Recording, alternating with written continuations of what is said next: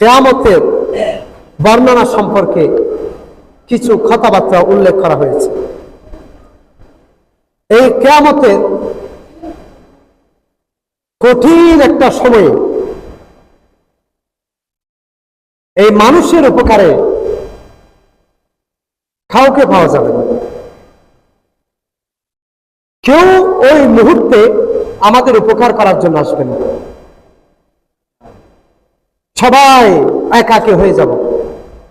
ছেলে মেয়ে, স্ত্রী পুত্র, টাকা পয়সা, ধন দৌলত, বাড়ি গাড়ি, সম্মান খ্যাতি, বিদ্যা বুদ্ধি, কোনো কিছু আমাদের কাজে আসবে না। এমন একটা সময় আসবে যেটার নামই হলো কিয়ামত।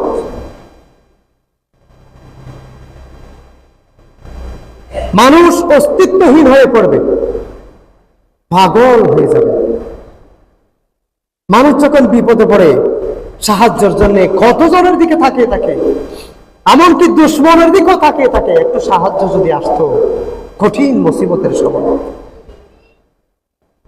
আর কিয়ামতের সময়টাতে এমন অবস্থা হবে, এখানে আপন মানুষগুলোকে আর খুঁজে পাওয়া যাবে না, সবাই পালিয়ে পালিয়ে থাকবে। তো পবিত্র কালামুল্লাহ শরীফের মধ্যে আমার আল্লাহ পাক বলে, ওয়ামা আরসালনাকা ইল্লা রাহমাতাল লিল আলামিন। ও জগতের বাসী, জগতের বন্ধু, তোমাদের জন্য আমি একটা রহমত প্রেরণ করেছি। এটা শুধু দুনিয়ার জন্য রহমত নয়, আমার রাসূল শুধু দুনিয়ার জন্য নয়, শুধু কবরের জন্য নয়, শুধু হাসরের জন্য নয়, সমস্ত জাহানের জন্য আমার রাসূল সকল উম্মতের জন্য রহমত হয়ে যাবে।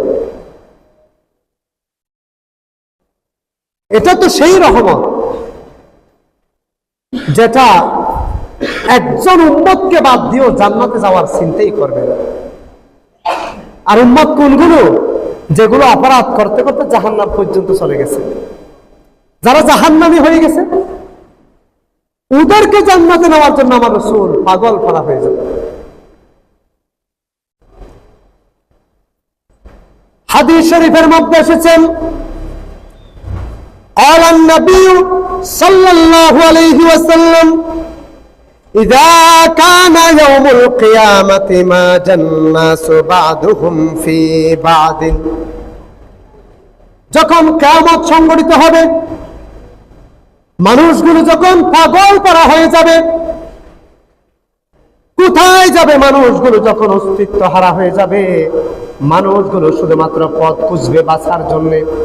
কোথায় গেলে আমরা জানি বাঁচতে পারি, কোথায় গেলে আমাদের মুসিবতটা দূরীভূত হয়ে যাবে, এমন একটা সময় উপস্থিত হবে কেউ কারো আপন হবে না। ওয়া উম্মিহি ওয়া আবি, কোথায় যাবে মা, কোথায় যাবে বাবা, কোথায় যাবে ভাই, কোথায় যাবে বোন? দুনিয়ার সব মানুষগুলো একাকার হয়ে যাবে, কেউ কারো পাশে আসবে না। কেউ যদি কারো থেকে সওয়াব নিয়ে ফেলে এই ভয়ে, মানুষ যখন অস্তিত্ব হারা হয়ে যাবে, যেখানে চিল্লা চিল্লি চেঁচামেচি থাকবে, ভয়ঙ্কর ধরনের আওয়াজ সৃষ্টি হবে, এমন একটা কঠিন পরিস্থিতি যখন শুরু হয়ে যাবে, ওই কিয়ামতের ময়দানে মানুষগুলো অস্তিত্ব হারা হয়ে যাবে, মানুষগুলো কষ্টের মধ্যে পড়ে যাবে। সবাই পথ খোঁজাখুঁজি শুরু করবে, কোথায় গেলে এমন কষ্ট থেকে নিরসন হয়ে যায়, কোথায় গেলে কষ্ট লাঘব হবে আমাদের জন্য। মানুষগুলো পাগল পারা হয়ে যাবে। হাদিস শরীফের মধ্যে এসেছে, মানুষগুলো পথ খুঁজবে, আল্লাহ তাআলা মিজানের অনুষ্ঠান অনুষ্ঠিত করবে না, মানুষের হিসাব নিকাশের কাজগুলো শুরু করবে না। মানুষ কষ্টের মধ্যে থাকবে, বিপদের মধ্যে থাকবে, ভয়ের মধ্যে থাকবে, আতঙ্কের মধ্যে থাকবে, সবাই পাগল পারা হয়ে যাবে। কবে জানি আমার আল্লাহ তাআলা বিচার কার্য শুরু করবে। এরপরে আসলেন ফায়াতুনা আদম ফায়াকুলুনা ইশফা লানা ইলা রাব্বিকা। মানুষগুলো একত্রিত হয়ে সবাই মিলে চিন্তা করবে, চলো কোথায় গেলে আমার আল্লাহ পাক আমাদের বিচার কার্য শুরু করবে, সেখানে চলি। সবাই মিলে সিদ্ধান্ত গ্রহণ করবে, এমন একটা কঠিন মুহূর্তে কোথায় গেলে শান্তি পাওয়া যাবে, মানুষগুলো অস্তিত্ব হারা হয়ে যাবে। হায় রে, কোথায় যাব? আল্লাহর রাগান্বিত গুসাকে কে জানে ঠান্ডা করতে পারে। সবাই মিলে একটা বুদ্ধি কাটাবে, বলো সবাই মিলে চলি হযরত আদম আলাইহিস সালাতু ওয়াস সালামের কাছে আমরা সবাই মিলে চলি। কারণ আমার আল্লাহ রাব্বুল আলামিন এই দুনিয়ার জাহানের প্রথম মানুষ করে তাকে দুনিয়ার জমিনে প্রেরণ করেছে। তাকে আউয়ালুন নাস বলা হয়, প্রথম মানুষ বলা হয়, এবং সমস্ত মানব জাতির পিতা বলা হয় হযরত আদম আলাইহিস সালাতু ওয়াস সালামকে। মানুষ সবাই মিলে একত্রিত হয়ে চলে আদম আলাইহিস সালাতু ওয়াস সালামের কাছে যায়। সবাই মিলে গিয়ে হযরত আদম আলাইহিস সালাতু ওয়াস সালামের কাছে একত্রিত হয়ে যাবে। এরপর তাকে বলবে ফায়াকুলু লাস্তু লাহা। যখন হযরত আদম আলাইহিস সালাতু ওয়াস সালামের কাছে গিয়ে সবাই মিলে বলবে রে বাবা আদম, আমরা আপনার সন্তান, আমরা আপনার রূহানি সন্তান, কঠিন মুসিবতের মধ্যে পড়ে গেলাম, এমন একটা মুসিবতের মধ্যে পড়লাম আমার আল্লাহ রাব্বুল আলামিন আমাদের বিচার কার্যাবলী মনে হয় শুরু করবে না। অনেক মুসিবতের মধ্যে রয়েছি রে বাবা আদম, আমাদের জন্য আমার আল্লাহ রাব্বুল আলামিনের দরবারে আপনি একটু সুপারিশ করুন। কারণ আপনাকে আমার আল্লাহ রাব্বুল আলামিন প্রথম মানুষ করেছেন এবং আপনাকে সম্মান না করার কারণে আমার আল্লাহ রাব্বুল আলামিন ফেরেশতাদের মধ্য থেকে কতকে শয়তানে পরিণত করেছেন। হযরত আদম আলাইহিস সালাতু ওয়াস সালাম বলবে, তাদের সমস্ত কথাগুলো শুনবে, শোনার পর তিনি যেন নীরব হয়ে যাবে, কোনো কথাবার্তা তিনি বলবেন না। অনেকক্ষণ ধরে তখন তিনি চুপ হয়ে যাবেন। এমন কঠিন মুহূর্তে হযরত আদম আলাইহিস সালাতু ওয়াস সালাম কোনো কথা বলবে না। আমরা সবাই একত্রিত হয়ে তাহার কাছে গিয়ে বলবো রে বাবা আদম, এমন কঠিন মুহূর্তে যদি আপনি চুপ করে থাকেন, যাব কার কাছে? আমরা কোথায় গেলে আমরা শান্তি পাবো? রে বাবা আদম, আমাদের জন্য একটু সুপারিশ করেন। কিছুক্ষণ পরে তিনি বলবেন ফায়াকুলু লাস্তু লাহা। আমার রূহানি সন্তানরা, আমার সন্তানরা, আজকে এমন কঠিন মুহূর্তে, কঠিন বিপদের মধ্যে আমি আদমের এমন কোনো সুযোগ নাই, আজকে আমি তোমাদের জন্য কোনো সাহায্য করতে পারবো না। তবে একটা কথা শুনো, হযরত আদম আলাইহিস সালাতু ওয়াস সালাম বলবেন তোমাদের জন্য আমি কোনো সুপারিশ করতে পারবো না, আমার আল্লাহ রাব্বুল আলামিনের কাছে কোনো সুপারিশ করতে পারবো না। তবে শুনো, ওয়ালাকিন আলাইকুম বিইব্রাহিম, তবে শুনো, তোমাদেরকে একটা পথ আমি দেখিয়ে দিতে পারি। তোমরা একত্রিত হয়ে সবাই মিলে হযরত ইব্রাহিম আলাইহিস সালাতু ওয়াস সালামের কাছে চলে যাও, তিনি বুঝি তোমাদের জন্য কিছুটা সুপারিশ করতে পারেন। এই জন্য পারবে, ফাইন্নাহু খলিলুর রহমান, কারণ তিনি ছিল রহমানের খলিল। তিনি আল্লাহর সন্তুষ্টির জন্য জীবনের সর্বমুহূর্ত ব্যয় করেছেন তিনি হলেন হযরত আদম আলাইহিস সালাতু ওয়াস সালাম। একটু আওয়াজে বলুন না সুবহানাল্লাহ।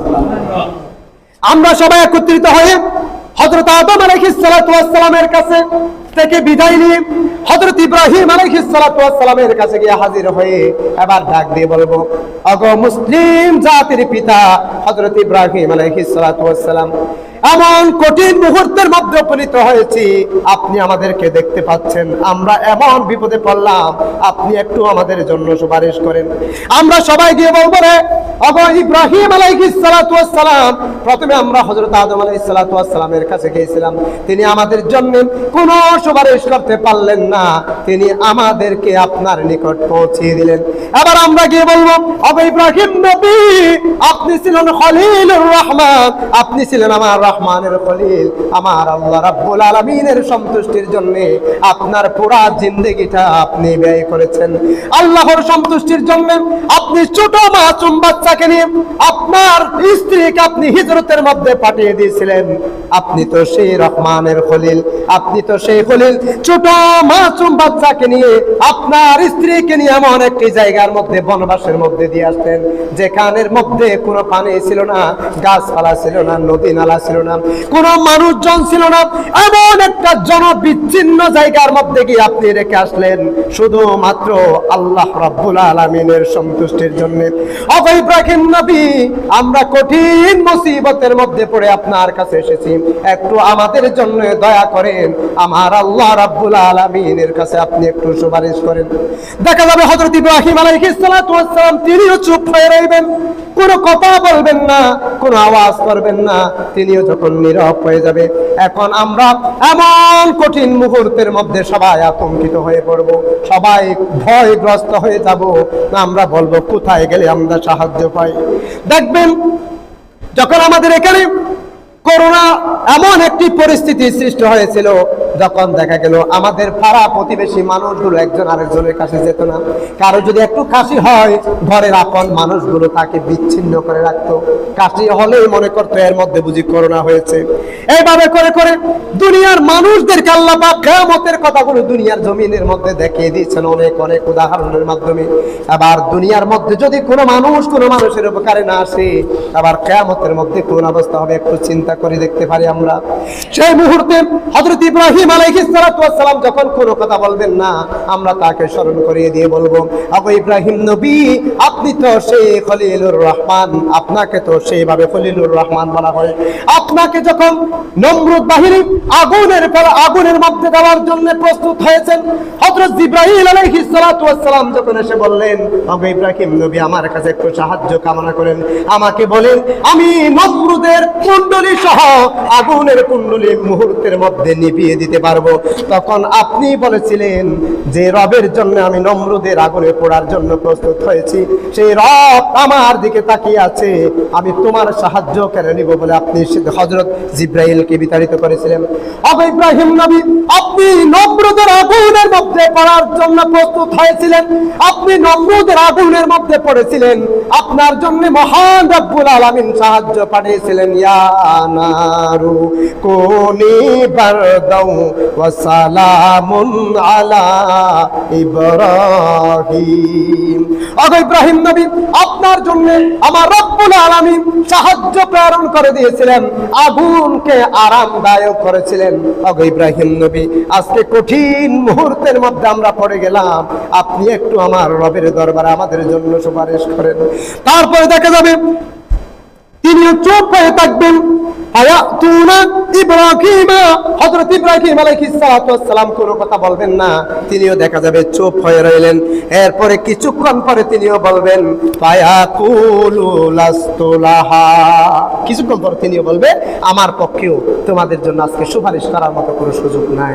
এখন এই কঠিন মুসিবতে যখন আমরা কিয়ামতের ওই কঠিন মুহূর্তের মধ্যে থাকবো, যখন কোনো মানুষ আমাদের সাহায্য আসবে না, আল্লাহ পাকের রাত যখন ঠান্ডা হবে না, আল্লাহ পাকের ওই কঠিন মুহূর্তে যখন আমরা উপস্থিত হয়ে যাব, সেই মুহূর্তে হযরত আদম আলাইহিস সালাতু ওয়াস সালাম যখন বলবে, ফায়াকুলু লাস্তু লাহা, আমার পক্ষে আজকে কিছু করার সুযোগ নাই, হযরত ইব্রাহিম আলাইহিস সালাতু ওয়াস সালাম যখন বলবে, ফায়াকুলু লাস্তু লাহা, সেই মুহূর্তে আমাদের পরিণতিটা কেমন হতে পারে? আজকে দুনিয়ার জীবনটা আমরা খেলে দুলে নষ্ট করে দিলাম, আর এমন একটা পরিস্থিতি আসবে যেখানে তো ইবাদত করার সুযোগ নাই, যেখানে তো আমল করার সুযোগ নাই, যেখানে তো ভালো কাজ করার সুযোগ নাই, এখানে যা করব ওইগুলো নিয়ে ওখানে শান্তিতে থাকতে পারবো। ঠিক অনুরূপ ভাবে আমার এলাকার মধ্যে যারা বিদেশে থাকে, এদের মতো উদাহরণটা বললেই চলে। বিদেশের জমিনে যখন থাকে, যতটুকু সম্ভব টাকা ইনকাম করে, যতটুকু দেশের অ্যাকাউন্টে পাঠাইতে পারে, ততটুকু দেশে এসে সে শান্তিতে থাকতে পারবে। যত ইনকাম ভালো করবে, যত ইনকাম ভালো করে দেশে পাঠাতে পারবে, তত দেশের মধ্যে এসে আরাম আয়েশে থাকতে পারবে, শান্তিতে থাকতে পারবে। আর সেখানে গিয়ে যদি আড্ডা করে করে সময় নষ্ট করে, ইনকামের পথ যদি নিজে নিজে রুদ্ধ করে ফেলে, ইনকাম করে যদি সেখানেই নষ্ট করে ফেলে, দেশে এসে আর শান্তিতে থাকতে পারবে? অ্যাকাউন্টে যত জমাবে তত দেশে এসে সে শান্তিতে থাকতে পারবে। জমিদারের হালতে থাকতে পারবে। অনুরূপভাবে মানুষ মুসলমান যখন এই দুনিয়ার জমিনে আল্লাহর আইনগুলো মেনে চলে, আল্লাহর হুকুমগুলো মেনে চলে, আল্লাহর কাজগুলো যেন নিজের জীবনের মধ্যে বাস্তবায়ন করে চলে, এই মানুষগুলো মৃত্যুর পরে তার অ্যাকাউন্টে, কবরের অ্যাকাউন্টের মধ্যে এমন পরিমাণ সওয়াব জমা হবে যে এগুলো নিয়ে সেই কবরের জমিনে আরামে আয়েশে শান্তিতে থাকতে পারবে। আওয়াজ দিয়ে বলুন না সুবহানাল্লাহ। এই জন্যে আমার রাসূল পাক সাল্লাল্লাহু আলাইহি ওয়াসাল্লাম বলেছে, আদ দুনিয়া মাজরাতুল আখিরাহ, এই দুনিয়া হলো আখিরাতের শস্য ক্ষেত। যেমন দেখলে বুঝবেন, আমাদের এলাকায় বাগান করে না কিছু, বাগান, দুইটা মানুষ বাগান করেছে, দুইটা মানুষ বাগান করেছে। একজনে বাগান করে, চারা রোপণ করে, এরপরে প্রত্যেক দিন বাগান ঘুরে ঘুরে আসে, দেখে আসে। গাছ বাঁকা হয়ে গেলে সেখানে লাঠি দিয়ে সোজা করে দে, পানি দে, বিষ দে, ঘেরাওয়ের যত্ন করে গরু ছাগল যেন খেতে না পারে। আরেকজনে শুধু চারা রোপণ করে দিয়েছিল, আর কোনোদিন ওই বাগানের দিকে যায় না। এক বছর পরে দুই বন্ধুর একসাথে দেখা হলো, সে বলে, রে তোর বাগানের কি অবস্থা? এর থেকে জিজ্ঞেস করে, তোমার বাগানের কি অবস্থা? বলে, চলো দুইজনে মিলে দেখতে যাই। এখন আপনারা বলেন, যিনি প্রত্যেক দিন ওই বাগানের ঘেরোয়া দিয়েছে, পানি দিয়েছে, বিষ দিয়েছে, ফাঁস দিয়েছে, বাগানের পরিচর্যা করেছে তার বাগান, আর যিনি চারা রোপণ করে দিয়ে একদিনও দেখতে চায় নাই, এই দুইজনের বাগান কি এক সমান হতে পারে? আওয়াজ বলেন, হতে পারবে? আবার গিয়ে দেখা যায় একজনের বাগানের কিছু গাছ পড়ে আছে, কিছু ছাগলে খেয়ে ফেলেছে, কিছু মরে গেছে, কিছু পোকামাকড়ে খেয়ে ফেলেছে, ওটা এখন আর বাগান নাই, ওটা জঙ্গল হয়ে গেছে। আরেকজন যিনি প্রত্যেক দিন পরিচর্যা করত, সে গিয়ে দেখে তার বাগানটা খুব সুন্দর করে ফুটে উঠেছে, দেখলেও মনের মধ্যে শান্তি লাগে। এটা কি এমনিতে এসেছে? কষ্ট করে এসেছে, পরিশ্রম করে এসেছে। এখন আমরা যদি শুধু মুসলমান, বাস কাজ শেষ, মুসলমানের ঘরে জন্ম হয়েছে, কাজ শেষ, নামাজ নাই, দোয়া নাই, ভালো কাজ নাই, দান সদকা নাই, মিথ্যে বলেন, গীবত বলেন, ঘুষ বলেন, সুদ বলেন, চুগলখড়ি বলেন, যত বাজে কাজ সবগুলো আমরা নিয়ে বসে আসি, এখন আমাদের আমলনামা তো জঙ্গলের অবস্থায় হয়ে যাবে। আমাদের আমলনামা জঙ্গলের অবস্থা হয়ে যাবে। এই জন্য আমাদেরকে চিন্তা করতে হবে, আমরা কোন দিকে যাচ্ছি। কিয়ামতের সেই কঠিন মুসিবতে আমাদের সুপারিশদার কে হবে? সম্মানিত হাজিরিন, যেহেতু জুমার আলোচনা, আমাদেরকে খণ্ড খণ্ড করে যেতে হয়। আমরা আজকে এই পর্যন্ত বললাম, আমরা যখন কিয়ামতের কঠিন মুহূর্তে কোনো সাহায্য পাবো না, সবাই মিলে হযরত আদম আলাইহিস সালামের কাছে গেলাম, তিনি আমাদেরকে জবাব দিল, ফায়াকুলু লাস্তু লাহা, পারবেন না। এরপর হযরত ইব্রাহিম আলাইহিস সালামের কাছে যাব, তিনিও বলবেন, ফায়াকুলু লাস্তু লাহা, আমার পক্ষ তোমাদের জন্য সুপারিশ করার সুযোগ নেই। এরপরে আমরা আরো কতগুলো নবী রাসূলের কাছে যাব। এরপরে আমাদের কি ঘটনাটা হবে, এই বিষয়গুলো নিয়ে আমরা আগামী জুমায় এরপর থেকে আলোচনা করব। আল্লাহ সুবহানাহু ওয়া তাআলা এই পর্যন্ত আমাদেরকে সুস্থতার সাথে 5 ওয়াক্ত নামাজ বা জামাত আদায় করার তৌফিক দান করুক। সকলে উচ্চ আওয়াজে বলুন আল্লাহুম্মা আমিন।